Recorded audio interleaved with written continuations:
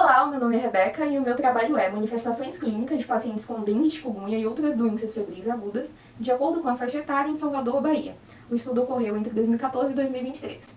Bom, primeiramente porque esse estudo existe. Basicamente, ao longo de todo o país, as doenças febris agudas são uma causa muito frequente de busca por atendimento nas emergências de saúde. Mas, nessas mesmas unidades, dificilmente a gente tem um aparato laboratorial que seja adequado para a gente dar um diagnóstico mais certeiro para essas doenças. E isso pode acabar dificultando o manejo daquele paciente. E dentre essas doenças febris agudas, a gente tem as arboviroses, principalmente dengue e chikungunya, que são importantes causas de morbimortalidade no país. Então é interessante que a gente ache novas formas de tentar diferenciar essas doenças com o que a gente tem, que é principalmente a apresentação clínica dessas doenças. No entanto, a apresentação clínica dessas doenças ela pode variar com a faixa etária, então é interessante que a gente faça essa comparação das doenças nas mesmas faixas etárias.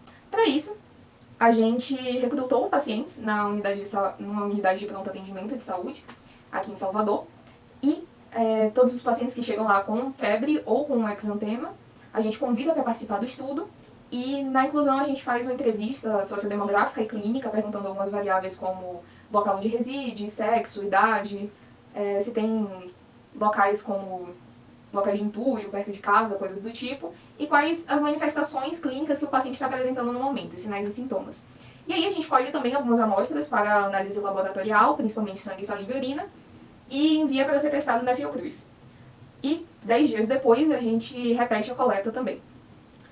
As amostras de fase aguda, elas são testadas por RT-PCR para a detecção de dengue e chikungunya, ELISA NS1 para a detecção dessa proteína da dengue e ELISA-IgM para a dengue e chikungunya. E a amostra de fase convalescente apenas para a ELISA-IgM para as duas doenças, para os dois vírus. E aí o que a gente considera como um caso positivo é ter positividade no ELISA NS1, no RT-PCR para qualquer um dos vírus, ou ter uma soroconversão de IgM. E aí a gente classifica os casos como dengue ou chikungunya. Caso a gente não tenha nenhum resultado positivo, a gente vai classificar como outras doenças febris agudas e fazer a comparação. Os casos que são considerados casos recentes, que são aqueles que negativam no RT-PCR e no ELISA-NS1, mas que eles têm o IgM positivo na amostra de fase aguda, a gente excluiu eles das análises, e também os casos que tinham uma co-infecção de dengue e chikungunya, para a gente poder ter uma comparação assim, sem fatores confundidores.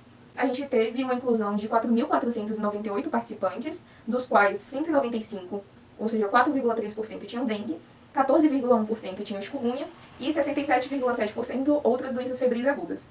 E em relação aos sintomas, a mialgia foi um dos mais frequentes em todas as doenças, esteve presente em 92,7% dos casos de chikungunya, 75,9% dos casos de dengue e 75,9% dos casos de outras doenças febris agudas. E a artralgia também foi um sintoma bastante frequente, e na chikungunya esteve presente em 91,1% dos casos, na dengue 86,7% e 49,3% em outras doenças. Prostração também foi um sintoma bastante comum, 90,4% na chikungunya, 86,7% na dengue e 78,5% em outras doenças febris agudas. A cefaleia ela foi mais frequente no grupo dengue, e foi 86,9% no chikungunya, 88,7% no grupo dengue e 76,6% no grupo outras doenças. No entanto, para a faixa etária de menos de 5 anos, vômito foi o principal sintoma para a chikungunya. Foi equivalente a 77,8% dos casos. Na mesma faixa etária, teve 44,4% dos casos de dengue e 52,3% de outras doenças febris agudas. Já a tosse, ela foi mais frequente na dengue, para essa mesma faixa etária, 88,9% dos participantes. Já em outras doenças foi 68,1% e na chikungunya 44,4%. Já na faixa etária de 5 a 9, a tosse foi o sintoma mais frequente, 65,9%, para outras doenças febris agudas. Já na chikungunya, 38,5% e 50% na dengue. Já nos indivíduos maiores de 59 anos, os idosos, dor retroorbital foi o principal marcador de dengue. 100% dos pacientes nessa faixa etária com dengue tiveram dor retroorbital. Já na chikungunya, esse número foi de 42,1% e nas outras doenças, 42,7%.